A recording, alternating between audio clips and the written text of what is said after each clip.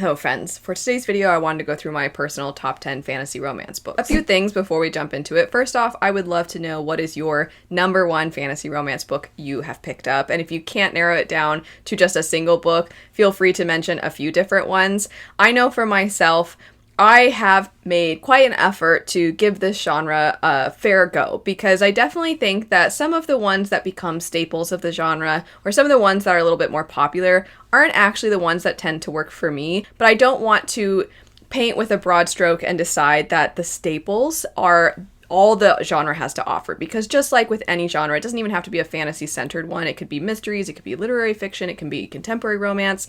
There are going to be things more than likely that do fit our tastes. It just varies from person to person. And as a result, I have found that I do tend to favor the fantasy romance books that put a little bit more emphasis either on the fantasy, or the romance doesn't really fit a lot of the stereotypical tropes that we see so often or that are currently trendy right now. So I do want to, as I go through the list, I want to have a little icon on the screen pop up where for each book, I want to ensure that if you are looking for fantasy romance recommendations, or if you're like me, where you tend to favor the ones that are a little bit more fantasy leaning, I'm going to have icons that come up that distinguish them from fantasy romance, romantasy, and cozy fantasy, as I do think some of these are more suited to those categories. If you've never heard the distinction between romantasy and fantasy romance, because I in the past used them interchangeably and I think a lot of people still do,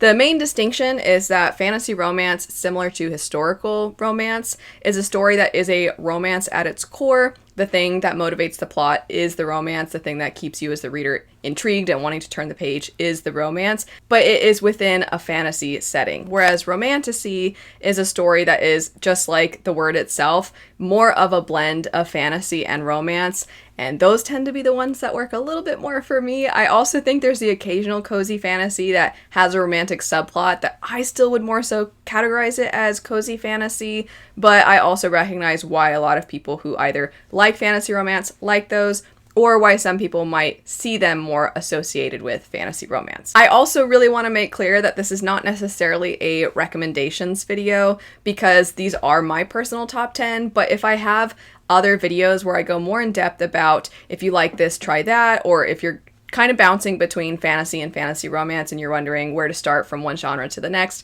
I'll have a lot of my other videos that are at least somewhat associated with fantasy romance linked in the description bar down below. And then the last thing before we jump into the list itself, a huge thank you to Elliot for partnering with me on today's video. Elliot is a new fantasy romance and romantasy centered book box where readers can choose from 3 special edition selections each month. All books are limited exclusive hardback editions that sell out really quickly. July and August books sold out almost immediately. But even with how popular the books are, I think it's great that Elliot is flexible and gives you the option to skip a month if something doesn't catch your eye, penalty free. For the month of October though, you can get your first book for $9.99 using the code BOO, and this month you'll get a free gift, one of Elliot's 3 hats. As for the books themselves, we have The Ordeals, which follows Sophia de Winter, an illusionist who enters into a series of deadly trials to join an elite magical college. We also have Vesselless, where we follow reluctant heir Nazara, who's determined to outwit her rivals in a brutal tournament and escape the fate she never chose. And last, we have Anathema, a gothic fantasy story about a shunned woman who is forced into Witch Nell, a cursed forest ruled by a deadly assassin whose fate is bound to hers. I'm personally really excited for this last one, Anathema, as I think a good witchy gothic fantasy seems like a great fit for an October read. Thanks again, of course, to Elliot for working with me. Now on to today's video. Kicking it off, I wanted to start with a book that I feel like truly does embody what most people expect from fantasy romance without necessarily falling into the main criticisms that a lot of people have of the genre. Rather, it's kind of taking the things that we like about the genre, fully embracing those, and then also doing them exceptionally well. And that would be Reign and Ruin. This is continuously, in my opinion, not only one of the best fantasy romance books I've picked up, but it is very underhyped. It is a self-published fantasy romance book, and one thing that I really like about fantasy romance readers is that they do not care where their books come from. They are happy to read it, whether it's traditionally published, whether it is self-published or indie, and I really, really love that about the readership. And this book, I think, really could fit so many people's tastes. I know I said before this isn't necessarily a recommendations video, but if you did come to this looking for fantasy romance recommendations, this might fit the bill. There are two main perspectives in this story, as is pretty common for a lot of stories centered on romances. And one of the perspectives is a woman who is a sultana. So her father is the sultan, and he is currently losing his memories, and he is surrounded basically by a pit of vipers. Everybody around him is looking to try and gain something from him, to try and overthrow him, to try and establish their grasp on power. And they are just waiting for some kind of weakness to show. And so one of our characters, being the daughter of the Sultan, recognizes that if they catch wind of her father's memory loss, they will immediately pounce on that. And this is not only important to her because she deeply cares for her father, but also she knows that if any of these people take over, that her life and her agency is pretty much forfeit. She's not going to be able to live freely, and she is exceptionally intelligent. She knows with confidence that she cares more about her people than a lot of the rest of the individuals that have some semblance of power. And so you really, really find yourself rooting for her. And already, none of that even has anything to do with romance. You just find yourself sucked in and pulled in. But one of the reasons that we do start to branch out and start to actually establish other relationships with characters is that our main perspective is looking to try and reestablish something that is known as the wheel. There are various different kinds of magic users. You could almost consider it almost like magic users from long lost houses,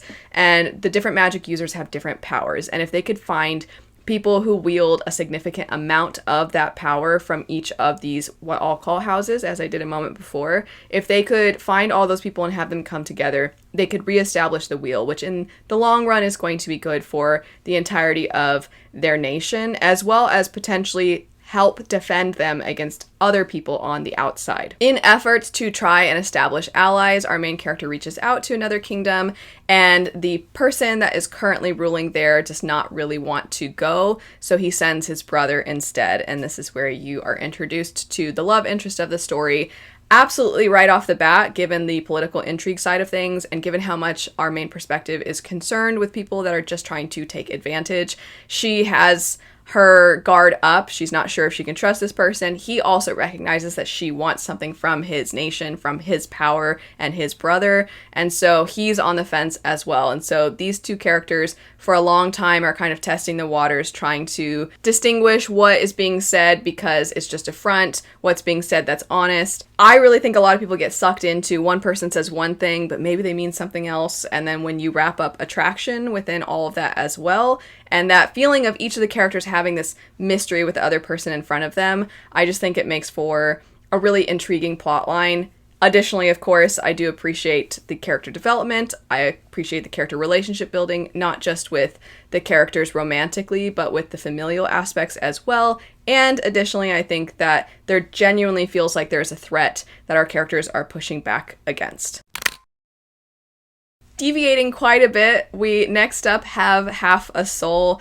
This story is quite darling. The setup is that we have this young woman who from an early age had half of her soul taken by a magical being. And since then, her emotions, how she emotes, essentially everything to do with how she expresses herself has been dulled. It's seen as she doesn't really react the way most people would react. And given that the setting is a Regency era, how people talk, their tone of voice, how they move, everything is picked apart, and she doesn't really fit within anything, so she's seen as sort of this outlier, and she's strange, and her cousin really cares about her and wants what's best for her, so she reaches out to this man who is known to potentially have magical powers, thinking, oh, maybe he can cure her.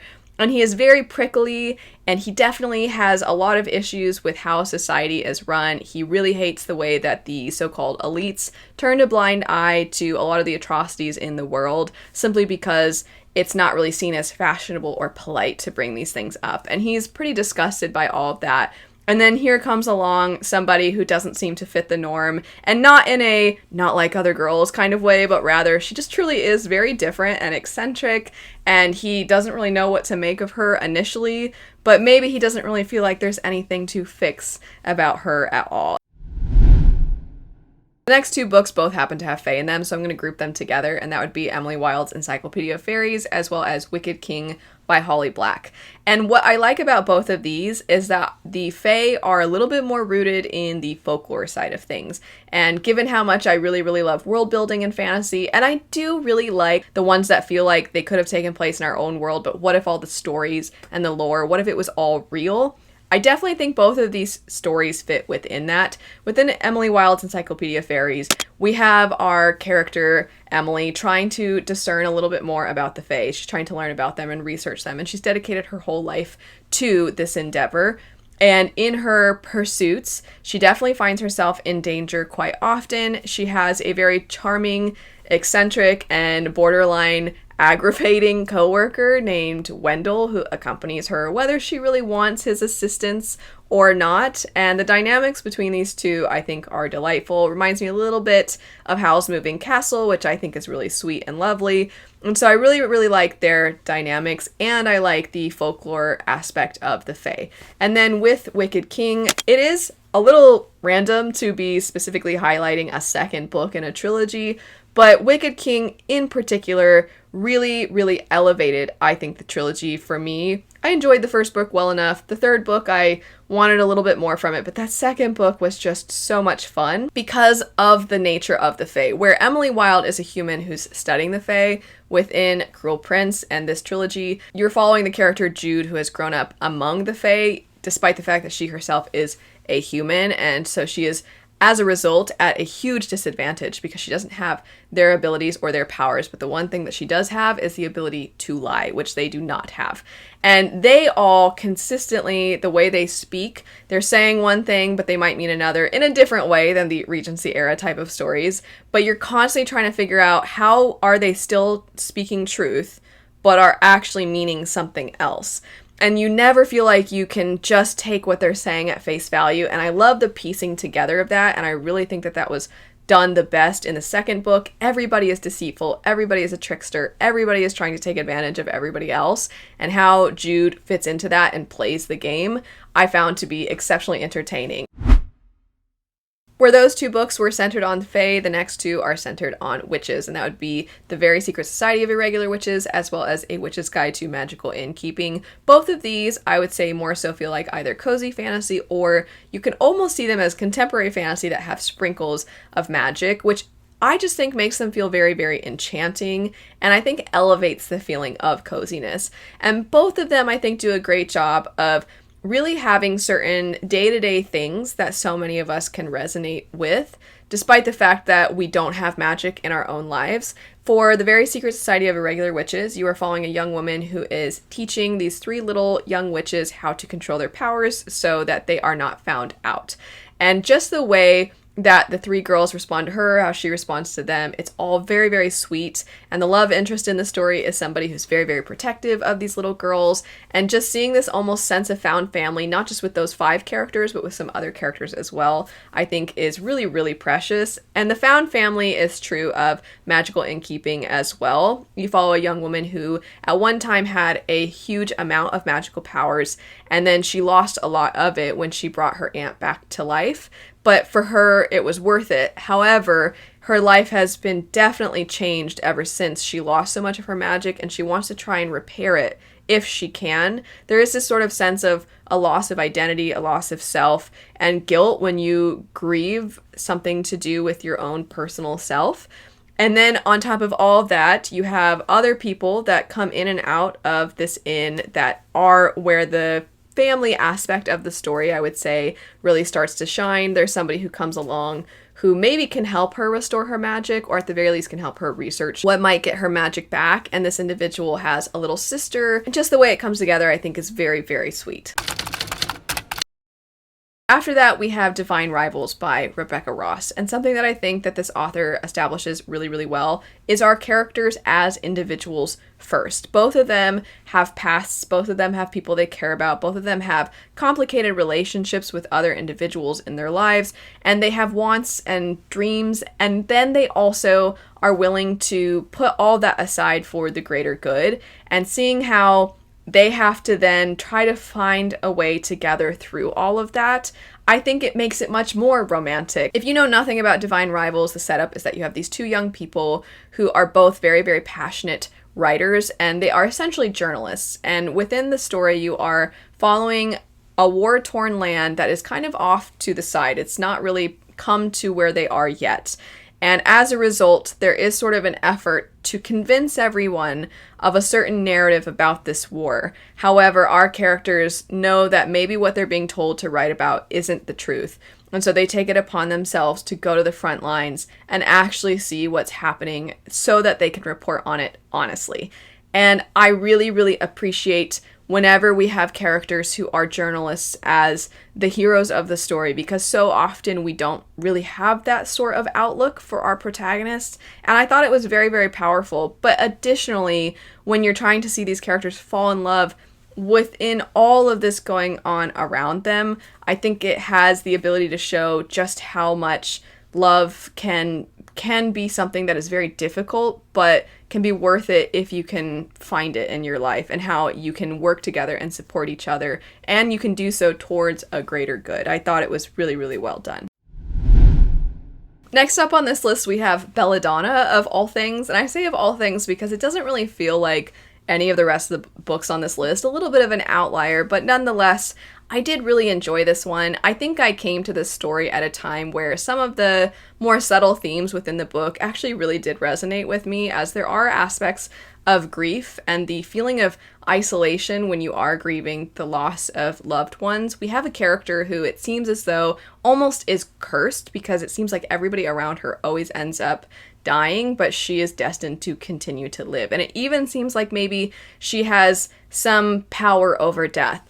Death itself ends up being personified in the story, and our main character does interact with them, and they are working together to try and essentially figure out this murder mystery in the story. So there's a lot of different things going on. It has sprinkles of what feels like Regency era. It has sprinkles of this sort of gothic setting, as well as the murder mystery. And then there's fantasy components as well. So I do like the mix of everything. But I think that commentary on what it's like to feel so alone when you are the one left alive, that I really, really appreciated. Not necessarily focusing on the romance here necessarily, rather it's some of the other aspects of the story that I really liked. And the reason that I think it's worth noting that sometimes the fantasy romance books that work for me aren't the ones that have the romances that I like is because it really highlights that that's not all that fantasy romance can be or all that it has to offer. So just like any other genre, you have stories that have certain components to them that are at the forefront. So because I'm a big fantasy fan, I do really like cool world building, cool magic systems, and interesting politics in stories. However, sometimes my favorite things about fantasy books aren't necessarily the fantasy pieces. So for fantasy romance or romantasy, sometimes the parts of the story I really like aren't necessarily the romantic parts, but that doesn't change the fact that these books still were ones that I really liked. And I think all of that is pretty true of Belladonna. That said, I do want to have, just like at the beginning, I started off with one that I feel like is a quintessential, no, this is actually fantasy romance, not necessarily cozy fantasy or romantasy. I wanted to end with a couple books that I feel like these are actually fantasy romance books, and I had fun with all the things that are a little bit more tropey or are a little bit more trendy. And one of the books recently came out, another book I have read an arc of, and I'm so sorry because it's not out yet, but I'm gonna mention it anyway because I had so much fun with it. So that'll be the last one I mention. I do want to go through some honorable mentions after this, however, but let's go ahead and finish up the top 10. In the veins of The Drowning, I just thought this one felt like a classic, entertaining, fun, adventurous story where the characters kind of fall in love along the way, and maybe there are some slightly ridiculous reasons why these two characters get paired up, but you just kind of roll with it and you have a good time. And the setup for the story is that you follow this young woman who has basically been kept in what I'm going to call a pretty cage. She is a siren, but she's kept her siren side hidden by staying away from the ocean and the water. And her country is known to hunt sirens. And she is going to be married off to somebody who is a well-known siren hunter. She's not necessarily in opposition to this. She just wants to make the most out of her situation. So she's willing to go along with this marriage. However, it is discovered that she is a siren, and so she ends up allying herself with a king from a foreign land to try and escape. And this particular king doesn't necessarily have the same animosity towards sirens that her kingdom does, so he agrees to help her. However, everyone knows you do not go out onto the sea with a siren on your ship without having them bound to you in some fashion. And so they take part in this binding, and it turns out that this binding wants them to be together, and they are trying really hard to reject this. And so throughout the story, it is a little bit shenanigans filled, and I had fun with it. I liked the siren side of things. I liked also that there is this mystery behind why does it seem like there are undead within the waters as well, and just trying to piece everything together on top of also little sprinkles of political fantasy in there. I just thought it was a really fun and good time. As for the one that I read an arc of, and it's not officially out yet, having a good time with a book. It's the best way to describe this one, because it's not necessarily reinventing the wheel. It's not necessarily absent of a lot of the popular and trendy tropes, but I just feel like it used them in a way that I found very, very entertaining, and I think it has a level of self-awareness. And sometimes self-awareness is not going to win me over. I can appreciate it, I can laugh at it, I can enjoy it, but maybe overall the book still doesn't work for me. But this one just had the right blend of camp and not taking itself too seriously and being self-aware and having fun with tropes, and that would be The Book of Blood and Roses. So this is a vampire story. There are vampires that exist all around us, is the idea, and most of mankind doesn't know they exist.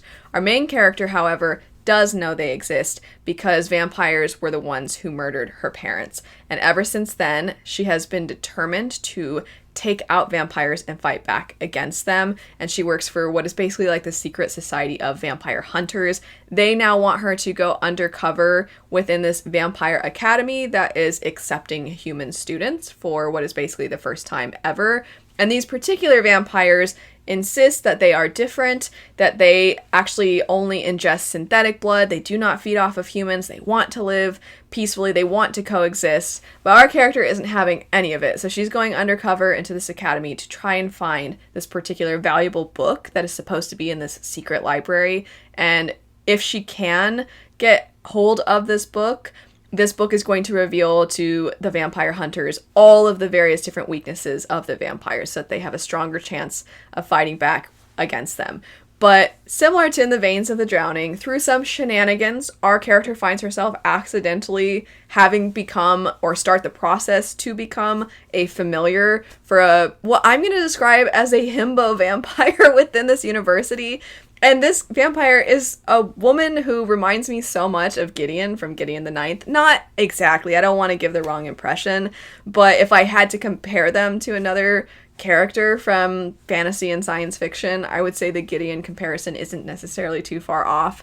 The humor is very, very silly and fun and sometimes ridiculous, and it really has this sense of angstiness and edginess, but again, it doesn't take itself too seriously. And I just had such a fun time with it. I thought it was a blast. I started off being like, okay, I've seen this before, and the more I got into it, the more fun I was having with it. I just had such a blast with this one. Not necessarily, like Divine Rivals is like, what if we expose truth and we try to deliver it to the people and that puts a target on our back, and that's really profound and important. And I'm not necessarily saying that this is what this book is doing, but I definitely think that all the books that I've mentioned today, they serve different purposes, and this one for me was just absolute fun and entertainment. As for the honorable mentions, some of these are ones where maybe they're not necessarily among my favorites, but they are doing a few things within them that I really, really appreciated. And maybe you'll find that the things that I mentioned about these, they are things that you're looking for. So first up, I wanted to say the Spellshop. I thought about including this within the top 10 because I really, really enjoyed this one, but I just really don't think actually that the romance is a big enough component to the story to have included it on the list. I think that the romance is sweet, but it definitely feels like it's more of a minor B plot, and the rest of the story is kind of more focused on this character accepting her grief. She almost was in denial that she was even grieving, kind of a return to her past and acceptance of her life and who she is and what she wants. The book can't spell treason without T. I liked within this story that we already have an established relationship between the characters, and I really liked the way that they spoke to each other. They're consistently trying to find compromises to ensure that the other person is truly happy in the relationship and that they're always supporting each other. I don't see that very often because most of the time we're watching characters fall in love, but it was really sweet to watch characters who are already in love and they are fighting to ensure that they are able to continue to have a lovely relationship. We also have Paladin's Grace, and this one is an honorable mention because of the fact that I definitely don't see as often characters who aren't extremely young as your protagonists. These characters have lived life, and they also have a lot of people that are dependent upon them. And it is actually really difficult to find a way for them to blend their lives together, but they do very much care about each other. So I appreciate seeing older protagonists in the story. When I say older, I'm not saying like they're elderly, but that would be kind of cute if they were. They're not. I don't want to give the wrong impression though. They're more like middle-aged characters, and it's just nice to see middle-aged characters falling in love, and also to see characters that they have lives. They have people that they care about and that care about them and that they need to be there for, and they can't necessarily just drop everything to focus on this romance. And then we have the book Radiance. When it comes to an arranged marriage type of story, I don't think there are too many that do the arranged marriage in a way that's cuter than this one did. These two characters, right off the bat, they decide if we're going to make this work, because it is a political arranged marriage and there is a lot riding on them being together, and they both come to the table with an understanding that if this is going to work, we have to be really honest with each other, really open with each other, and constantly check in with each other. And I really appreciate seeing that. They have really sweet banter with one another, and not, in my opinion, just generic banter. I actually feel like they're pretty funny with each other, and then they start to care about each other. There starts to be adoration for the other person, and then that eventually does develop into attraction. And watching how all of that unfolds, I think this book does that concept better than a lot of other ones I've checked out. The only reason it's an honorable mention, it's not higher, is because the fantasy aspect of the story, it actually just wasn't strong enough for me to want to continue with the series, but I did really think that the romance within this was quite well done. As noted at the beginning, I would love to know what your top fantasy romance or romantasy books are, and also now that you've seen some of the ones I like, if you have any of your own recommendations, feel free to leave those. I would love to check them out. If you're interested in any of these books or more in-depth reviews, or as I said at the beginning, if you're looking for other videos that talk about fantasy romance books, I'll have those all in the description bar. A huge thank you again to Elliot for working with me on today's video. I hope you have a great rest of your day, and I'll see you later. Bye.